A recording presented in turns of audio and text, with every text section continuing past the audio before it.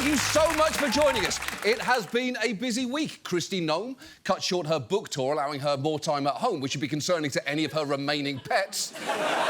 In a most RFK Jr. once said a worm ate part of his brain, which honestly sounds like a terrible experience for that worm. And the Eurovision Song Contest took place amid a slew of controversies, from calls for boycotts over Israel's participation to the last-minute elimination of this Dutch contestant for alleged unlawful threats backstage. It was a lot of serious news around what is usually a magnificently silly competition, which, to be fair, still had some striking contestants, from Baby Lasagna from Croatia to Bambi Thug from Ireland to my absolute favourite, this guy from Finland.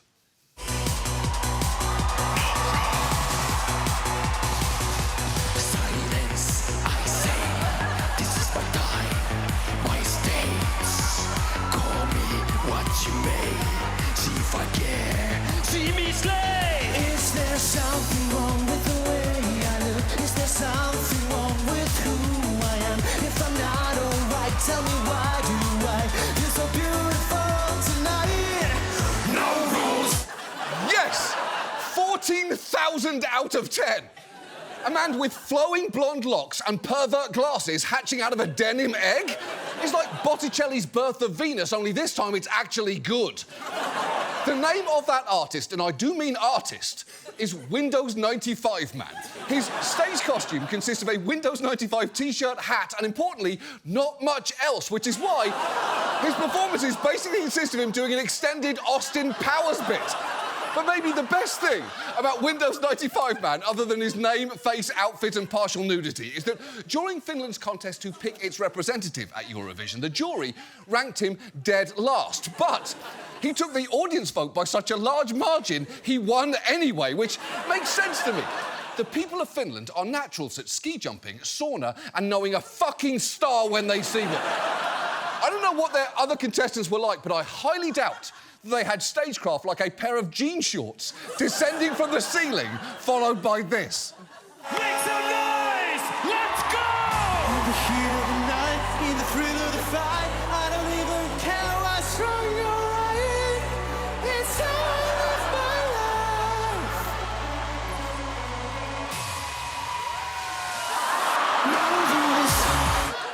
Fuck all other music, it is dead to me now.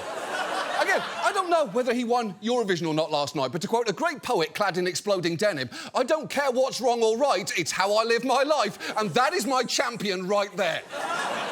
But sadly, we've got to turn to something much less fun to talk about, the UK, whose Prime Minister, Rishi Sunak, has been having a terrible time. He needs to call a general election before next January, which his party is widely expected to lose. So he's currently trying to shore up support with his base with a ridiculous immigration policy. Let me explain. For years now, desperate migrants have been crossing the English Channel on small boats, a perilous journey that's resulted in hundreds drowning. But instead of processing their asylum applications, Sunak's solution is to put them on planes and fly them from the UK 4,000 miles all the way to Rwanda, where, just to be clear, they are not actually from.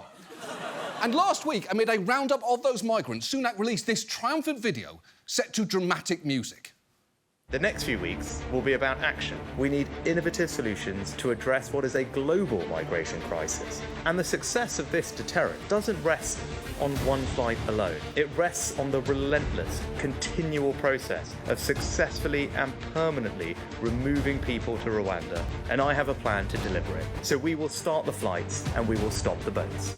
OK, I don't think there has ever been a greater mismatch of soundtrack to human being. That music belongs underneath Batman, not the least charismatic man on Earth trying to give the concept of banishment a PR makeover.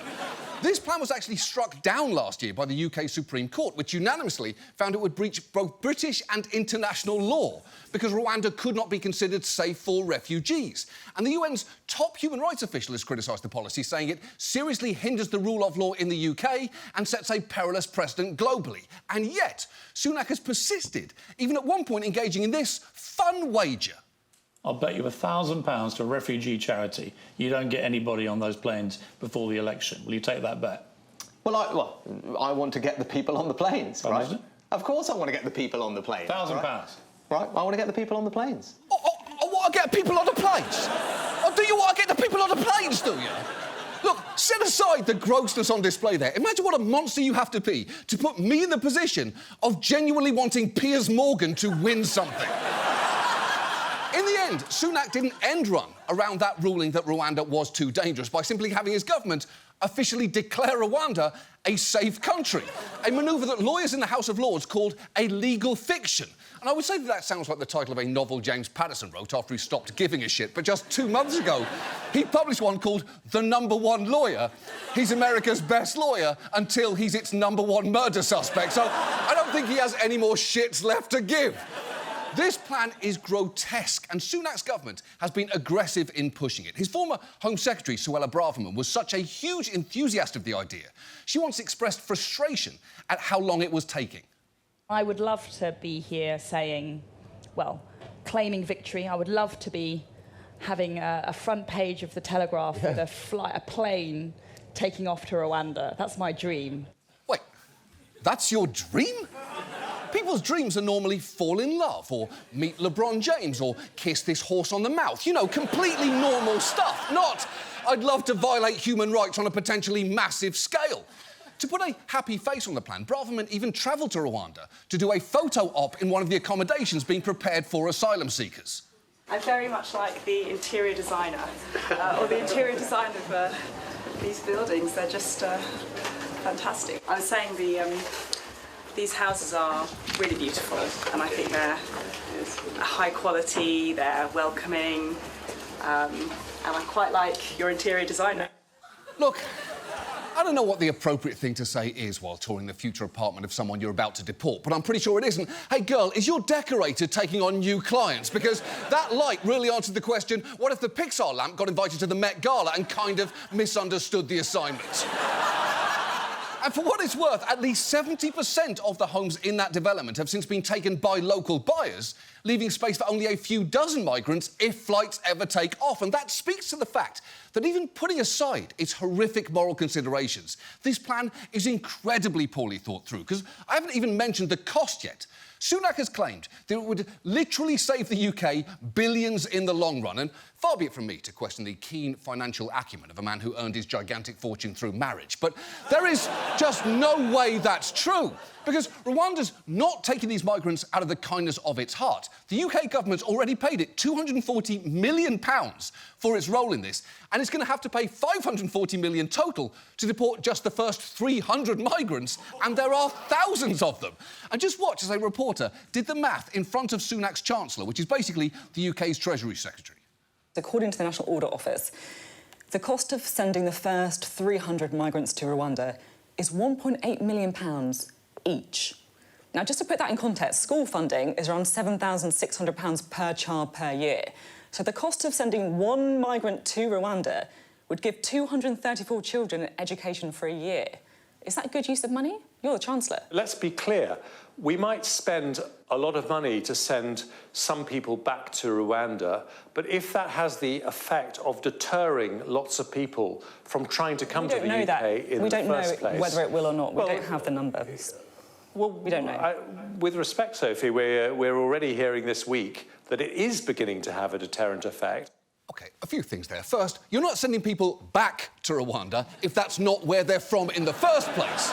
Also, we're hearing it's having a deterrent effect is conveniently vague. You are going to have to back that claim up with a lot more than just vibes, because it is genuinely hard to believe that this is going to put people off. Asylum seekers tend to flee their country out of necessity. I don't think they're coming to the UK for its beautiful weather or tantalising cuisine. In fact, one of the reasons they might be coming to the UK is that it has loudly advertised itself as a champion for human rights, which this policy makes a mockery of. And after all of this, it is worth mentioning that the government has so far managed to send exactly one migrant to Rwanda. And not even under this law. It was under a voluntary scheme where the government gives asylum seekers £3,000 to move there, which doesn't get you to billions in savings for multiple reasons, even if it might get you £1,000 from Piers fucking Morgan.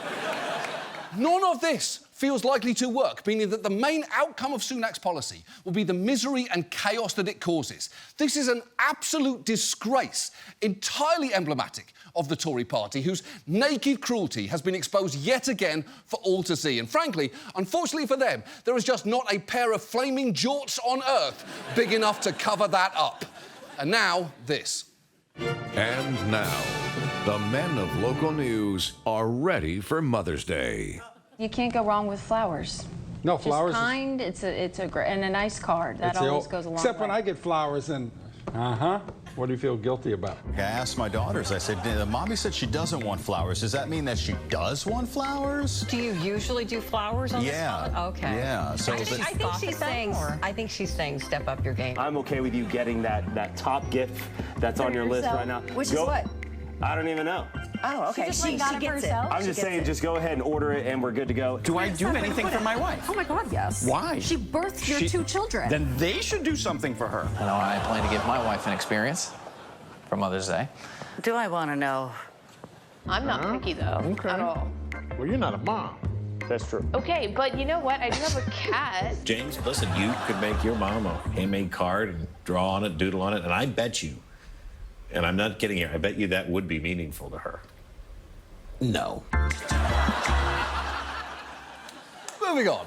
Our main story tonight concerns the opioid crisis. If you take out one I, it's actually an anagram for Rich Idiot Posse, which would make a pretty good sweatshirt at the next Sackler family reunion. The opioid crisis is still raging, despite varying efforts to combat it over the years, including this brilliant plan from then-President Trump. The best way to prevent drug addiction and overdose is to prevent people from abusing drugs in the first place. If they don't start, they won't have a problem. If they do start, it's awfully tough to get off. So we can keep them from going on, and maybe by talking to youth and telling them no good, really bad for you in every way. But if they don't start, it will never be a problem. Yeah, it's hard to believe that message didn't land from Trump talking to youth with the words no good, really bad for you in every way, to Melania staring icily into the distance as she burns another day waiting patiently for coronary artery disease to do its fucking job. The point is, the opioid crisis is nowhere near over. In fact, we're currently in what's being referred to as the 4th wave of it. The first wave began with increased prescribing of opioids in the 90s. The second began in 2010 with heroin, followed by a third wave around 2013 involving synthetic opioids like fentanyl. And this 4th wave is characterised by overdose deaths involving fentanyl plus a stimulant like cocaine or meth, which can sometimes be spiked without the user's knowledge. In fact, most of the street drug supply is apparently now adulterated. That is how pervasive this problem is. But to the extent there is any good news here, is that the companies most implicated in that first wave, drug makers and other players in the supply chain that pumped pills into communities, have finally been forced to pay a price for their actions, as you probably know if you've seen stories like these. Walmart has agreed to pay $3.1 billion to settle lawsuits nationwide over the impact of prescriptions its pharmacies filled for opioid painkillers. 2 of the largest pharmacy chains will pay about $10 billion in prescription opioid lawsuit settlements. 4 U.S. corporations will pay a combined $26 billion to settle claims over their role in the opioid epidemic. Johnson & Johnson and 3 major drug distributors agreed to the settlement while insisting it was not an admission of guilt. It wasn't an admission of guilt, was it? That makes sense. $26 billion is exactly how much you pay when you're not guilty of anything. Who among us hasn't surrendered the entire GDP of Iceland just 'cause? When you put all those settlements together, collectively, these companies have agreed to pay out more than $50 billion over 18 years to state and local governments. And getting to this point wasn't easy. It involved consolidating thousands of lawsuits filed by various government entities and has been called the most complicated litigation in the history of complex litigation. And I think this goes without saying, but boner alert. That is a bat signal for this show. Something so boring it's genuinely kind of hot. And people have understandable complaints about these settlements. First, that the dollar amounts are too small, which they absolutely are. Putting aside the loss of hundreds of thousands of lives over the years, the opioid crisis did an estimated $1.5 trillion in damage in 2020 alone. And second, almost none of the money is going to the individuals or families harmed. Instead, it's going to governments. Theoretically, to be used to mitigate the damage that opioids are doing. And there are backstories behind both of those decisions, including that for a bunch of complicated legal reasons, governments tend to get better outcomes in lawsuits like these than individuals, and that the most appropriate punishment for these companies, throwing them into the fucking sun, is sadly currently unavailable to us, though I am working on a design for a catapult and I'm tantalisingly close. And look, I could talk more about all of that, but the truth is those decisions have now been made. They're in the past, and for this story, I'd like to do something slightly different, which is to mainly talk about the future and the decisions that haven't been made yet. Because while 50 billion is clearly not enough to undo the damage here, it's also not nothing. It's double NASA's budget and 5 times the revenue of an NBA season. And you should know, this is also the bulk of the money governments are likely to get out of these companies, because under the terms of their settlements, they're being released from future claims. So when it comes to restitution, this is basically all the blood money we're getting, making it feel especially important that we spend it well. But there have already been troubling signs that, at least in some places, the decision process on how to do so can be deeply flawed, which is particularly frustrating for those who've lost loved ones to this crisis, like this woman. A dozen New York parents descended on Albany this week to complain the governor's budget is not being open about where the money is going. One Long Island mom, Linda Ventura, carried her son's ashes in a Tupperware container. I will remain a pain in the ass in New York State because no one should join the club that these parents are here for. That is a brave thing for that woman to do, and a powerful message for her to send. My name is Linda. I'm going to be a pain in the arse for you, and in case you sons of bitches forgot why we're here, I brought along a Tupperware of my son. And I know that sounds worrying, but the thing is, because we're only 3 years in to what will be 18 years' worth of payments, there is still time for us to correct course. But that is why we need to talk about this right now. So tonight, let's look at the opioid settlement. So let's start with the fact that this isn't the first time governments have received a huge pile of money after companies caused a public health crisis.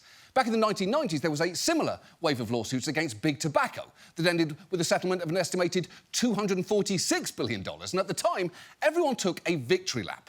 Finally, we are going to begin to hold the tobacco industry accountable for decades of marketing their products and selling their products to our kids. The states will receive the largest financial recovery in history. We've arrived at our final destination, and that's the destination of tobacco justice. Ooh, tobacco justice. And look, it did sound great. Not only were tobacco companies paying a huge amount of money, the settlement also imposed restrictions on cigarette advertising, including banning cartoon characters like Joe Camel, although, personally, I never found a sexy camel that persuasive. It seemed ridiculous to me to think that, oh, my God, how the fuck did you just do that? But interestingly, that settlement is now seen as a prime example of what not to do. Because at the time, the expectation was that a significant portion of the funding would be set aside to reduce tobacco use. But there were no binding requirements on how the money should be spent. So in practice, most states just used it as a slush fund to cover budget shortfalls, subsidise tax cuts and support general government services. In fact, within just a few years, stories like this were starting to hit the news. Here in North Carolina, the nation's #1 tobacco producer, not a penny of the state's $4.6 billion share has been spent on anti-smoking programs. So, where's the money going? $200,000 to improve this horse park. $15,000 for this tobacco museum to help produce a tobacco history video. And $400,000 toward the engineering of this plant that will one day process tobacco. Yeah. That's not great. And look, I realise that spending other people's money in a dumb way could well be my exact job description. But even I know building a tobacco processing plant with tobacco settlement money is a very bad idea. And that's not the only cautionary tale. There's actually another example from early in this current wave of opioid settlements, specifically the one between state governments and McKinsey. In New York State, once that money started rolling in, some public health advocates were shocked at where most of it seemed to be going. $21 million went into New York State's general fund to build bridges and tunnels and to fill budget gaps, and that's absolutely inexcusable. I will be damned if I see $1 go to fixing a pothole. Do we need potholes fixed? Absolutely. That's not what this money's about. Yeah, he's right. He's also perhaps the most New York guy to ever exist. a man named Anthony Rizzuto ranting about potholes on behalf of an organisation called FIST. A man like that isn't born. Someone in Massapequa rubbed a meatball palm and he appeared in a puff of smoke like a genie. Now, thankfully, this current $50 billion in settlement money has rules on how it can be spent. Unfortunately, they're both very complicated and not nearly strong enough. For instance, most of the settlement agreements say that at least 85% of the money has to be used for opioid remediation, which sounds good, but that term is broadly defined. And while they include a long list of what could fit into that category, they also note that the list is non-exhaustive, meaning governments could attempt to justify almost any purchase. As for the remaining 15%, that's a free-for-all, making it basically a multi-billion-dollar slush fund. But also, as this legal expert who's been closely tracking the settlements points out, there are worryingly few rules requiring state or local governments to report how they spend any of the money. Public reporting of opioid settlement expenditures is not required by the settlement agreements themselves. So we're in wild, wild west territory. Minhee found only 16 states promised to publicly report 100% of their opioid settlement spending. Another 16 have not agreed to report any spending publicly at all, and the rest only a portion of it. OK, first, shout out to the states promising to report on how they spend some of the money. I'm not sure that's much better than not reporting it at all. Oh, don't worry, we'll report on every dollar that doesn't go into our mysterious money hole. And I should say, a few more states have since agreed to disclose at least some of their spending, so it's now only these 7 who are doing zero public reporting. But the point remains, there can be shockingly little transparency about where this money is going, or in some cases, not going. Because despite the fact that we are 3 years in, some states haven't even started spending. For instance, Iowa's state legislature recently couldn't come to an agreement on how to spend its settlement money and then simply adjourned for the year, leaving more than $25 million unspent until 2025. But that's fine, I guess. It's not like this is a life and death situation or anything. Meanwhile, other states seem to be engaging in accounting tricks to get around restrictions. New York's Governor Kathy Hochul proposed cutting the budget of the state's Office of Addiction Services and Support by more than 13%. And it's believed that her plan was to then replace that funding with money from the opioid settlement. But that's not increasing services, is it? It's just moving the money around so you can use it for whatever you like, which is infuriating. It turns out it's a lot less entertaining to watch someone try to launder millions in drug money when it's not Bryan Cranston who's doing it. And while so far I've mainly talked about states, it is worth knowing more than half this money is actually going to local governments. It's actually being divided up among cities and counties, as this local news report explains with some top-tier graphics. Every single county in Michigan will get some money, but it really depends on how much. The smallest amount, just $173 in Union Charter Township. The biggest amount, nearly $70 million in Wayne County. Here in West Michigan, Kent County is getting more than $18 million. So how are they actually going to use that money? All of the experts I spoke with said it needs to be poured into 4 different buckets: prevention, harm reduction, treatment, and recovery. OK, I know she's telling us that the money should be going to things like harm reduction and recovery there, but it kind of feels like it's going to local news graphics departments, because that is excellent. But she is right that experts generally agree that there are good ways to spend this money. For instance, we could hire and train more counsellors and peer specialists to work with those struggling with addiction. We could also increase access to medication-assisted treatment using drugs like methadone, buprenorphine and naltrexone. We could also better fund interventions for those continuing to use drugs, from overdose prevention centres, which we've discussed before on this show, to distributing naloxone, detecting fentanyl through testing strips, providing sterile syringes and connecting people to adequate housing. All of that is a great use of settlement money. But it's sometimes been hard for advocates to get that message across, given local leaders often simply don't have the experience with addiction or health policy to guide them in using the money well. And that can be understandably very frustrating for those with personal experience of this crisis. People who use drugs are not being included at all. Trish Perry is a county coordinator for Ohio Can, a nonprofit started by family members of individuals battling addiction. Every Saturday, they hand out food, clothing, and the overdose reversal drug Narcan in Newark, Ohio. fentanyl testing strips. But Perry says her organization has so far encountered stigma and hurdles when applying for funding from opioid settlement money that's earmarked for local governments. If you don't supply people with clean use supplies and fentanyl testing strips, they die. And if they die, they never get to be a productive citizen in the community. That seems like a pretty good use of settlement money. Honestly, all other options tend to pale in comparison to if people don't get the stuff I'm handing out right now, they'll fucking die. And when you see that, the idea of using this money to fill potholes starts to sound like second-degree murder, as this magnificent New York stereotype will undoubtedly tell you. And I will say, there are places that are spending this money wisely on prevention, harm reduction, and the other things written on those CGI buckets. But places without the expertise or good guidance can become easy targets for companies looking to take this sudden surge of money off their hands. Companies that make pill disposal products, safe pill storage, or even products for law enforcement like speed ray guns are pushing municipalities to use their settlement funds for their products and even have tabs on their websites to track your state's settlement money. That's true. Salesmen are going to small towns trying to convince them that they're selling the cure for the opioid crisis. It's like an insanely dark remake of The Music Man. There's trouble, folks, right here in River City. Trouble with a capital T and that rhymes with P and that stands for painkillers. Thousands are dead. One of those products is Deterra drug disposal pouches, which apparently contain activated carbon and cost about $4 each. The way they work is customers place their unused medications in a Deterra pouch and add water, deactivating the drugs before tossing them, ensuring that they cannot be used even if fished out of the trash. And if you're thinking, wait, hold on, it's just essentially then throwing away pills in water? Can't you already do that with a toilet? Yes, you can. This might be news to people, but unlike most drugs, the FDA lists opioids on its flush list for disposal, which is bad news for Deterra, but another huge win for the toilet, the greatest invention in human history. Thank you, toilet.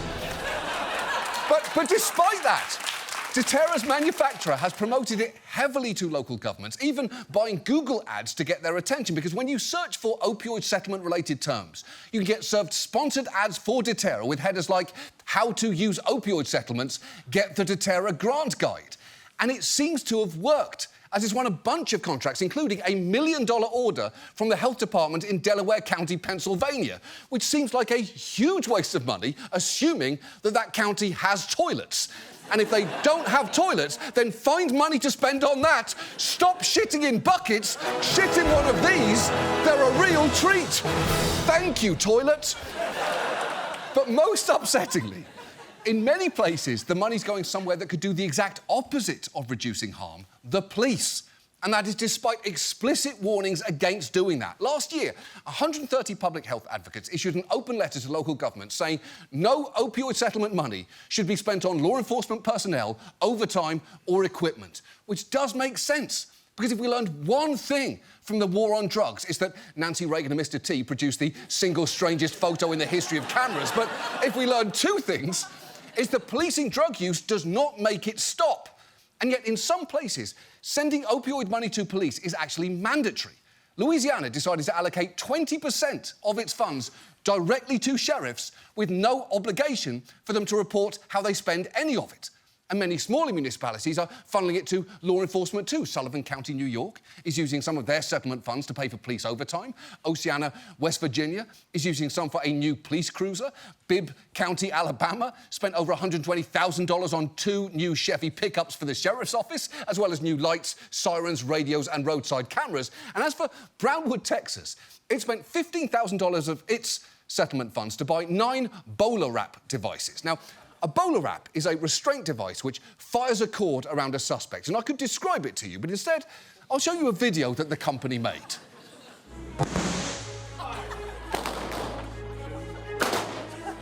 No, what?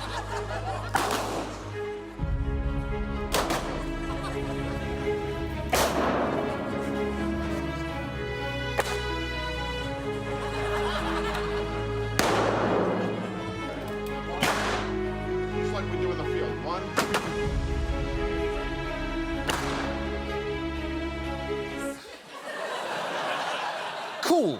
You know, Just a second ago, I thought sirens were the least helpful thing to spend opioid money on, but then I saw something that makes targets walk slightly slower away from you. Still, Bowler App is another useful tool for cops to add to their belt, along with a bunch of way more lethal tools that they'll definitely reach for instead. And it's not just high-tech lassos. We also found multiple police departments pitching local governments on something called the Sunak drug analyzer, arguing that it will increase officer safety. Here is a cop in Kenosha County, Wisconsin, doing exactly that at a county finance committee meeting. So without having to open a package of a suspected narcotic, we can point this equipment at that product, and it will tell us what the makeup is of whatever's inside it. So we've all seen the videos of the staff all over the law enforcement all over the country opening a bag, which we don't do anymore, and breathing in that substance and passing out. This fentanyl is that. What's the word? Not passing out. OD. Yeah, overdose out. Going unconscious, I should say, from an OD. OK. For the 10,000th time, it is all but impossible for a cop to just encounter fentanyl in the field and overdose. To quote one expert, there has never, ever, ever, ever, ever, ever been a confirmed case of that happening. That is 2 more never-evers than Taylor Swift uses for getting back together. So you know they're not fucking around. But again, that argument worked. He said, we need the magic drug flashlight, and that was good enough for the council to spend $30,000 on it. But honestly, I do have some sympathy for the people making these decisions. You can imagine town councils full of members who feel enormous responsibility to spend this money well, but don't know where to start. In that situation, if a police official shows up and says, give it to us, we know what to do with it, that's almost a relief. Take Vienna, West Virginia, a city and a state absolutely hammered by the opioid crisis. Their council was approached by their police chief with a request for $13,000 from their opioid settlement fund to spend on a new police dog because their current one was getting old. The council unanimously agreed to it, even as one member made a pretty revealing comment.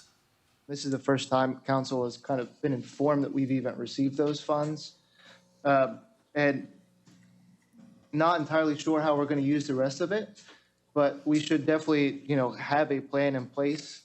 Not that this isn't a good need, but I would hate to see that money get whittled away $13,000, $15,000 at a time without being thoughtful about the impact that this money could have for the city of Vienna. Right. When you don't have a plan for your money, it can be easy to spend it in a thoughtless way. It's a lot harder to break into your savings when it's labelled college fund and not, holy shit, look at all this free jar money. And that impulse of not wanting the settlement to be whittled away without serious thought is a good one. But here's the thing. Just 3 months later, the same guy returned to that same room to show off photos of the new police dog they bought and make a new request. And here is the mayor announcing that request to the council. The next item on our agenda this evening is a resolution to authorize the purchase of 2 mid-size or full-size SUVs for the Vienna Police Department using opioid settlement funds.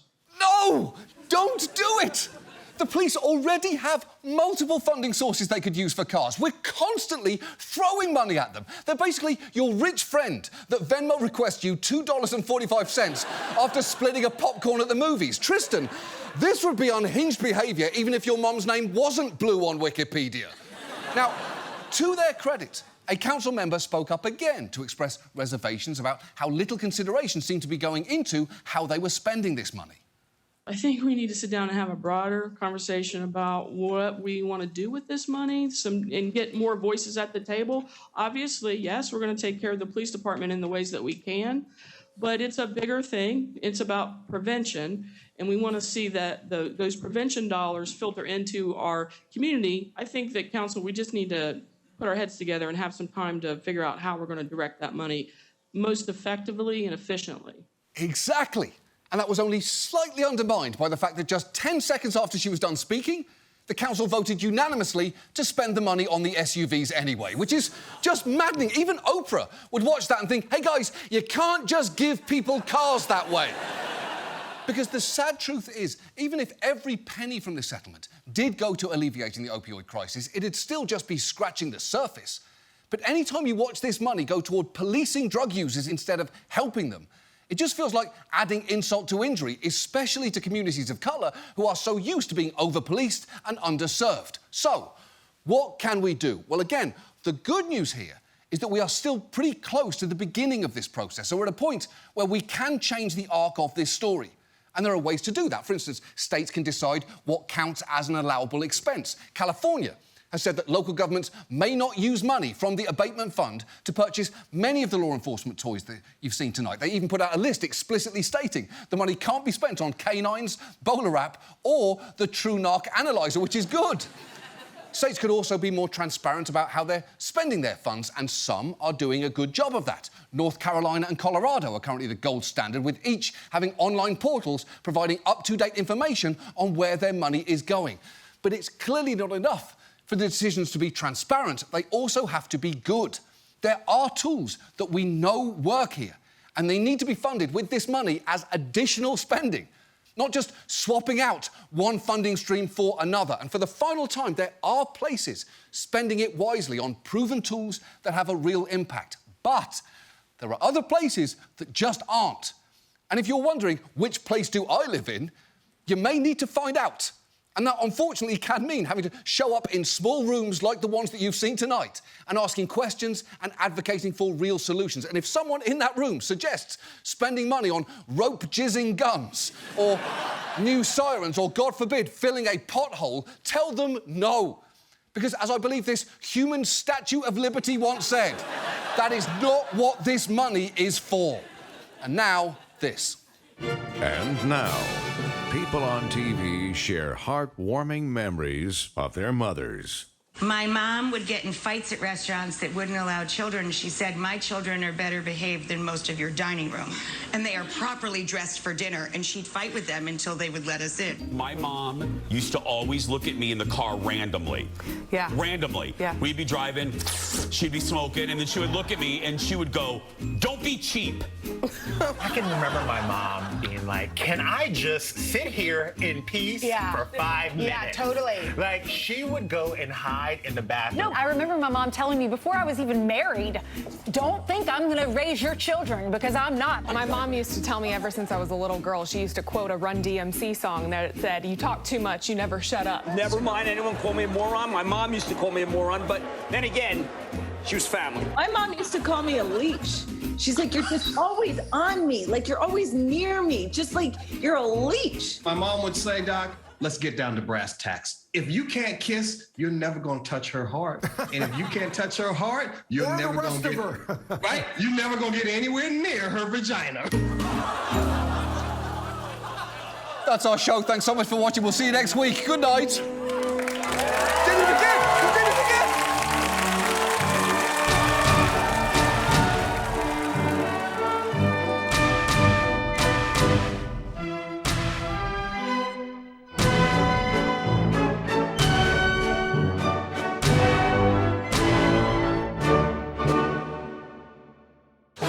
Thank you, toilet.